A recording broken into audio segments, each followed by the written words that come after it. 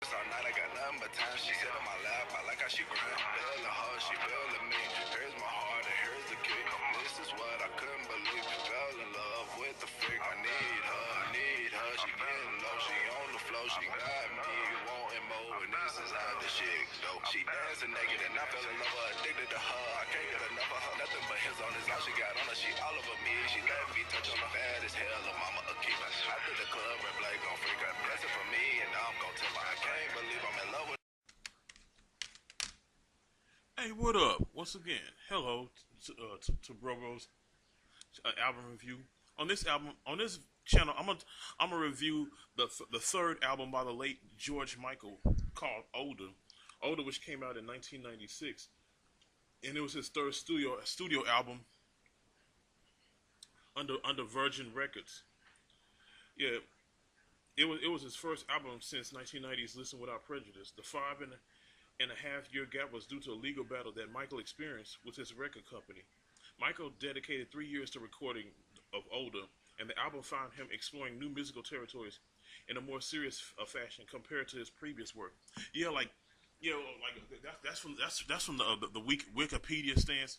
Like this album, Older, sounded like this album had a mellow sound, a more slower sound compared to his funky upbeat songs that he was known for in his previous albums.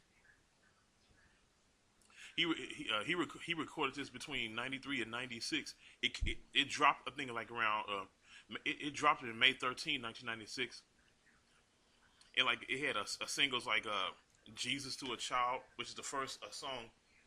Oh, it's a pretty good song. The second song, Fast Love, which is my favorite song on the album. Fast Love. If you're looking for the I ain't Mr. Right, but if you're looking for fast love, it has like that funky club beat, but it's like a slow mellow tone, and then the tracks the third track like Older, which is the title track. That's a pretty good song. That has a slow mellow sound to it, along with songs like Spinning the Wheel.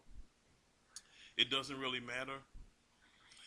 It like doesn't really matter. Then songs like The Strangest Thing, To Be Forgiven, Move On, Star People, You Have Betrayed Love, and then Free. Like Star People, this is like the '97 version, if I'm not mistaken, because he came out with a previous version of that.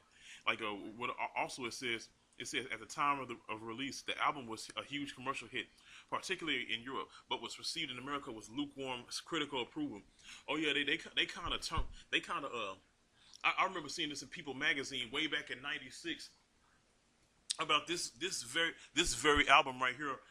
It didn't receive that much of a fanfare, and like they didn't like it. It wasn't like a lot of American critics didn't really like it. But if you was a diehard fan of George Michael, you didn't care.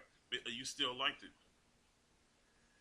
Is that in the UK, the album was particularly notable for producing six top three hit singles in a 2 year span, creating a record still unsurpassed. The high sales of the album presaged a reissue of the album under the name of Older and Upper, 18 months after its original release.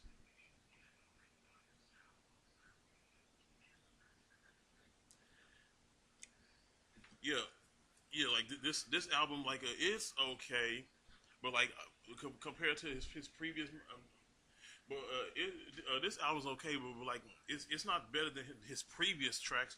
But it holds its own because this is a whole different sound for George. This was a whole different sound for George Michael, and that was just fine.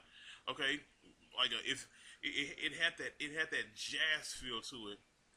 Yeah, this whole album sounded like a jazz album, but it sounded like a jazz album, but it had Michael's flavor to it, and that's just perfect.